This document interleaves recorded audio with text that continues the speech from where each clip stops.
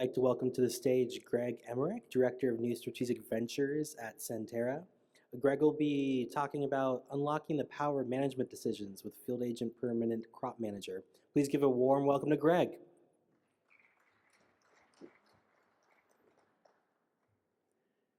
Good afternoon. Thank you so much for hanging out here and taking the time to hear a little bit about Sentera and what we're doing. My name is Greg Emmerich, Director of New Strategic Ventures at Sentera. My responsibilities really are focused primarily around permanent crops and permanent crop production, and a little bit about my personal history. I've been in and around remote sensing and the use of sensors and drones since 2011. That's complemented by a lifetime of agricultural experiences that I've had literally growing up on the farm and being part of ag my entire life. And we're here today to really talk about what we can do and what our technology does to try and help you understand more about what's transpiring from a permanent crop perspective. And so from a Sentera's perspective, we have been in and around the industry since 2014, and we have 105 employees today. We're in 60 different countries, and our technology is focused primarily on remote sensors and analytics and machine learning. And we're using all of those technologies to try and improve results at the field level. So quickly, I'm going to, as I talk about us today, I'm going to go through a little bit of the background and history of our FieldAgent ecosystem, and then what the Permanent Crop Manager does and how it fits into this solution, and then the benefits of using this technology, and then really where things go from here. We've got an interesting journey and an interesting experiences that I think you'll find interesting today. So thank you for being here again. The value of the ecosystem is really twofold, or actually fivefold if you want to look at it that way. Our entire tool is built around FieldAgent. And with FieldAgent, we've developed it so that it's able to support not only permanent crops, but also row crops. And then from a practical perspective, it's used from a product development as well as advanced research, and then supply chain and CPG communication tools to help manage that process and that flow. Today, my focus is going to be primarily on the Permanent Crop Manager and that ecosystem.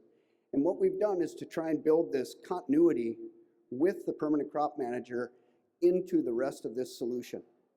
And the focus of this is to help us communicate at the farm level, as well as communicating with our customers across the globe. And we do that because of the foundation of the tool in FieldAgent and its ability to capture this data and then interact with the data through a host of different APIs. So well-documented tools, things that you can use if you've built your own platforms, or if you're looking for solutions that come directly from us. More specifically, because of this group and the things that we're going to talk about, I'm going to talk about our Permanent Crop Manager today. And the focus of the Permanent Crop Manager and what we're doing to enable proactive responses in the field, and how to potentially use this data. And so you'll see as we go through the process that it's fruits and nuts and grapes and other crops that can use this technology. But for purposes of our discussion today, I am going to talk about specifically about almonds. So from a yield estimation perspective, this is really where Sentera starts to set ourselves apart early. Our customers, when we first started trying to understand how we could help them, they came to us and said, "Can you help us figure out how to estimate yield better?" And we said yes, and in turn we said, "How do you do it today?" Because one of the things we want to try to do is enable current practices instead of trying to create something that's disruptive. And so we learned that in many cases, there's someone who's got 20, 30, maybe 40 years of experience that can walk out into a grove of trees and say, I think we're going to produce this much this year.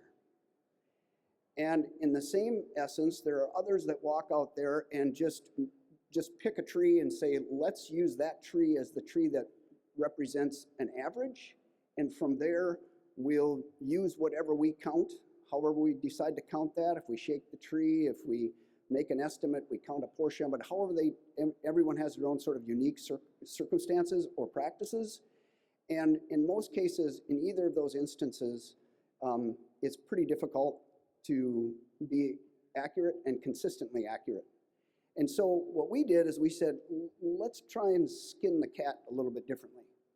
And so we start to look at all of the individual trees, and we capture the information of each tree individually and characterize each tree and use that information with canopy size, canopy health, tree heights, and a host of other different things that we use with our remote sensors that in turn, we can tell you a lot about each individual tree.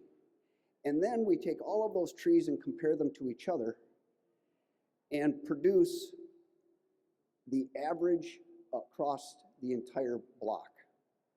And then you can add in variables in there that include everything from rootstocks and varieties and other things that would fit into this decision-making process, along with tree sizes and other things.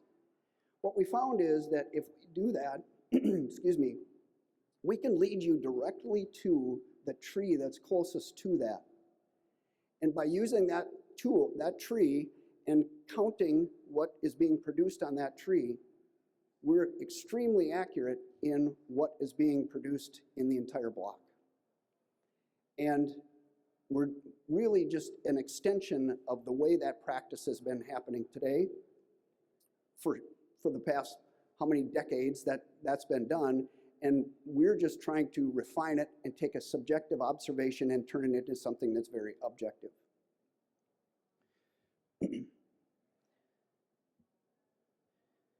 So to be a little more specific about what that looks like, we're going to capture this data either through remote sensors that are built on drones, or excuse me, installed or integrated into drones, as well as satellite data. And we'll use this information to help us identify the location of these trees, the health of the trees, and then from there we have the ability to do some individual reporting. So for example, adding rootstock and variety, now you can start to use this information from the harvest data that you capture to now understand what varieties are working better under your agricultural practices and circumstances, and making ultimately the first priority being better agronomic decisions. That's really our first priority. But from there, there's all sorts of other stuff that we can do. And one of the things that this data is really famous for is buying and selling properties. And so from a due diligence perspective, having the ability to know and understand how many trees you're buying, the health of the trees that you're buying, how many of them are within a production size and age, capturing and being able to use all of that information is extremely helpful in making good acquisition decisions. And of course, it's also incredibly helpful in making the best deal for yourself in a situation where you may be on the side of selling the property. Additionally, along with sort of transactional information, you'll find that tree insurance as well as crop insurance are incredibly valuable in having a tool like this where, from a claims adjusting perspective, what's the health of the crop not only today but maybe 2 years after an event, to try and understand, especially with permanent crops, it's very common to see a lag in the response to an event, a weather event, for example, a fire, something on that order. as well as reporting and compliance. You're applying for insurance, you're trying to understand or communicate with investors or others. This is an incredibly valuable risk management tool. The interesting part for us across everything that we've done has been really 3 questions that our customers have asked of us. And Michael talked about it from Semios here beforehand. Wages are becoming a bigger and bigger issue. And the cost of production is highly dependent upon labor. And so the tools that we've built are very valuable in helping a customer understand how they can improve their productivity by reducing labor costs, helping them manage water to improve not only their profitability, but at the same time their production. And we do that in a couple of different ways. We have different indices that are generated today that are being used to identify stress in the crop, as well as sensors that we've built that can be used to identify moisture content and temperatures of trees, which are also very indicative of moisture stress. And lastly, and I keep bringing this up, is a lot about investment reporting. And the investment reporting side, from our customers' perspective, is continuous through everything that we do. When many growers, I shouldn't say most, but many growers have investors that are participating in what they're doing, and they need to report and communicate the successes that they're having and the practices that they've done, whether it be something that's happening on a day-to-day basis or it's through an acquisition or a sale. It's really necessary for them to make sure that this information is being communicated clearly, which oftentimes also correlates with sustainability practices and other concerns that they are also taking into consideration. And productivity, this is really, I think, where we start to set ourselves apart. And it's the same data being used for multiple different uses. And when you start to get into project management, for example, how many trees do I have? How many do I need? Where am I missing some? Do I need to replace them? Those types of decisions are being made. In addition to that, that can also be a budgeting question. Where am I going to fit this into my budget? Where does my yield and yield information and the things that I've calculated now, how can I project that and use that inside of my budgeting tools?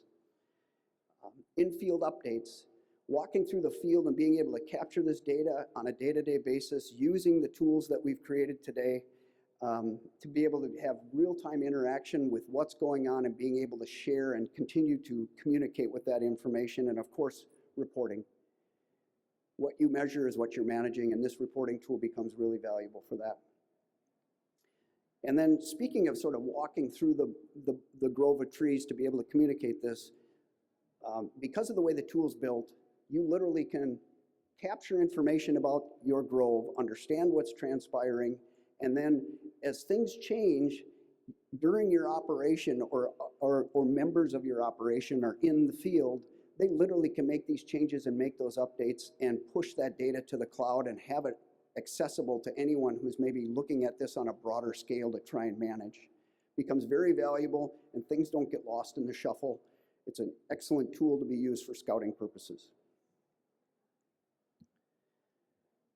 So I think the thing that's probably most important about what I'm talking about today is we have a lot of customers who could look at us and say, you know, I don't even know how many trees I have, let alone trying to employ or do all of these other things. And so what we are doing is trying to enable someone to adapt and acquire the simple tools to get started.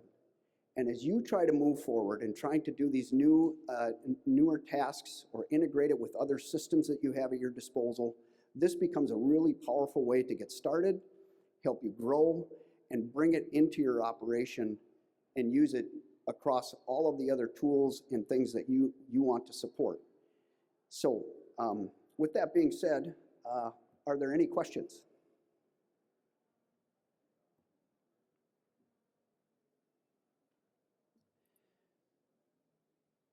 So we're in booth 320. If you'd like to see a demonstration of what we're doing or talk more specifically about some of the stuff that we've been working on, love to have a conversation with you, and thank you so much for spending the time with me here today. Thank you.